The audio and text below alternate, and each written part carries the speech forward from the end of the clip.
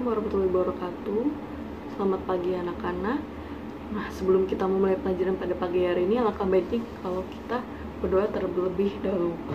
Berdoa menurut kepercayaan masing-masing, dimulai. Selesai. Adakah hari ini yang tidak masuk?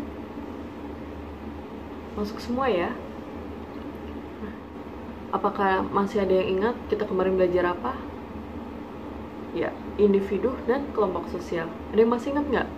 Pengertian individu apa? Kelompok sosial itu apa? Pada lupa ya. Oke.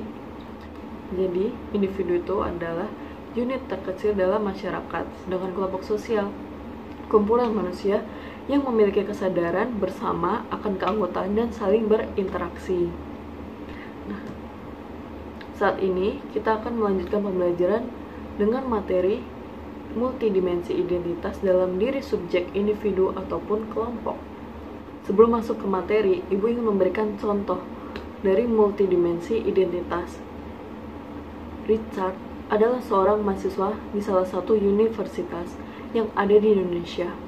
Ketika berada di kampus, ia menyandang status sebagai mahasiswa. Nah, ketika ia berada di rumah, ia sebagai anak dari kedua orang tuanya dan juga sebagai warga negara Indonesia. Sampai di sini, apakah ada yang sudah paham apa itu multidimensi identitas? Belum ya? Ya sudah. Mari kita lanjutkan ke bawah.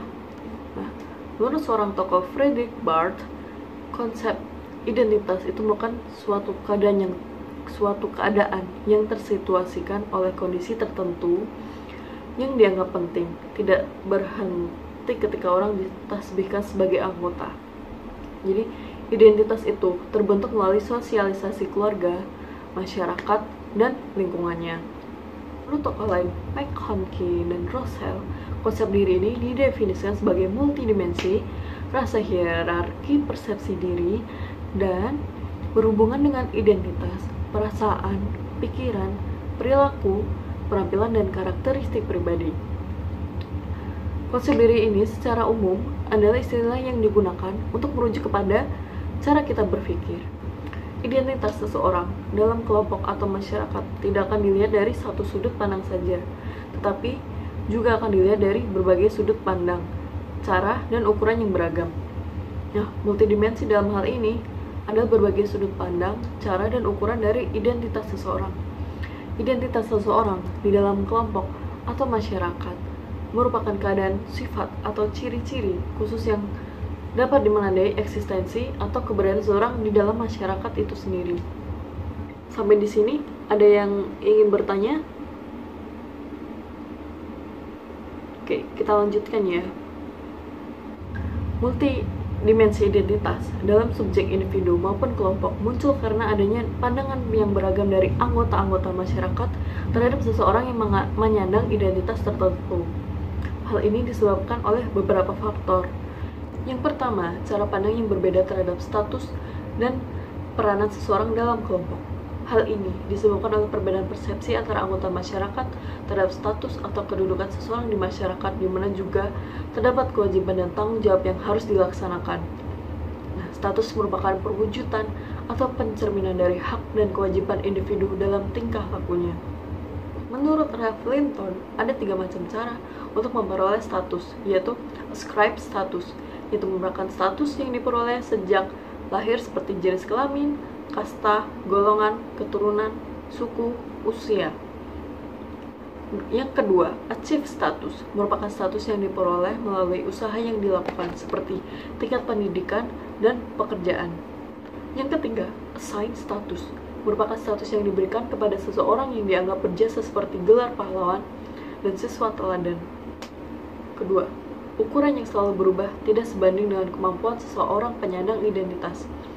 Ukuran yang dimaksud adalah tuntutan masyarakat terhadap kemampuan seseorang yang menyandang status dan identitas. Ukuran yang berubah ini sangat wajar sesuai dengan kebutuhan manusia yang selalu bertambah.